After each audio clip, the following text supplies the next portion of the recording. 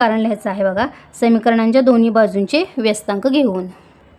आपण काय कारण लिहिलं तर समीकरणांच्या दोन्ही बाजूंचे व्यस्तांक घेऊन, म्हणजे आपल्याला दोन्हींचे व्यस्तांक काढायचे, व्यस्त करायचे.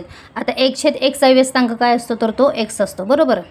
आणि 1/9चा व्यस्तांक काय असतो, 9चा व्यस्तांक काय असतो तर 1/9 असतो, बरोबर. थोडक्यात काय आहे, जे वरती समीकरण आहे त्याचे आपल्याला उलटं यायला लिहायचे, त्यालाच आपण गणिती भाषेमध्ये व्यस्तांक असं म्हणतो. ओके. आणि 1/2चा व्यस्तांक हा y असणार आहे आणि 1चा व्यस्तांक हा एकच असतो, बरोबर. 1/1 म्हणजेच तो एकच असणार आहे, त्याच्यामुळे ते व्हॅल्यू किती येणार आहे तर ती एकच येणार आहे. म्हणजेच तुम्ही बघू शकता बघा, xची किंमत आपल्याला किती मिळालेली आहे बघा तर 1/9 मिळालेली आहे आणि yची जी किंमत आहे ती आपल्याला किती मिळालेली आहे बघा तर ती 1 मिळालेली आहे. ओके. सो अशा पद्धतीने आपल्याला समीकरणाची जी उकल आहे ती आपल्याला मिळालेली आहे. तर बघा शेवटी आपल्याला काय लिहायचं आहे तर xy बरोबर 1/9 आणि 1 ही दिलेल्या एक सामायिक समीकरणांची उकल आहे. म्हणजेच xy बरोबर 1/9 आणि 1 ही उकल आहे. तर बघा आता ह्याच्यामध्ये आपण ह्या टाईपची उदाहरणं आपण पाठीमागच्या सराव संच 1.3 मध्ये सुद्धा सोडवलेले आहेत.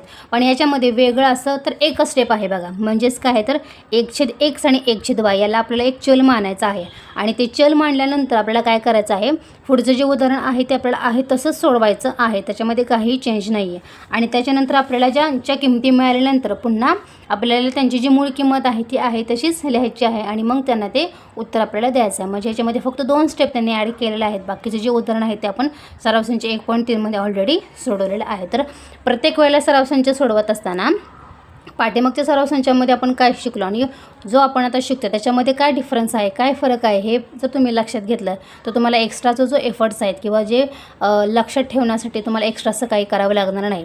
फक्त जो काही तुम्हाला सराव संच घेणार आहेत त्याच्या पाठीमागच्या सराव संचामध्ये तुम्ही काय सोडवलं, कशी पद्धत वापरली, आता हे एक्झाम्पल सोडवताना आपल्याला काय स्ट्रॅटेजी वापरायची, त्याच्यामध्ये कोणते स्टेप ॲड आहेत हे फक्त बघायचं. म्हणजे जास्त एक्स्ट्रासुद्धा तुम्हाला अभ्यास करायची गरज लागणार नाही. आणि थोडक्यात म्हणजे काय ते तुमच्या स्टेप असतील किंवा काय ते जे काही तुम्ही अभ्यास करता त्याच्यामधला फरक तुम्हाला कळाला की तुम्हाला अभ्यास करणंसुद्धा एकदम इझी जातं. ओके. तर दुसरं काय एक्झाम्पल आहे ते सुद्धा आपण आता बघणार आहोत.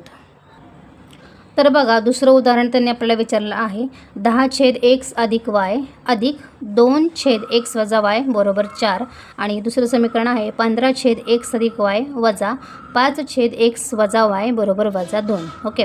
सो अशा पद्धतीने बघा आपल्याला 2 समीकरणे त्यांनी दिलेली आहेत. ठीक आहे. नेहमीप्रमाणे ती जी 2 उदाहरणं आहेत त्याला आपण नंबर देऊया आणि आपल्याला आता या ठिकाणी तुम्ही बघू शकता बघा पहिल्या समीकरणामध्ये म्हणजे याच्यामध्ये आपल्याला इथं दिसते बघा 10/x अधिक y ना, म्हणजे इथं 1/x अधिक y आहे आणि या ठिकाणी काय आहे बघा 1/x वजा y.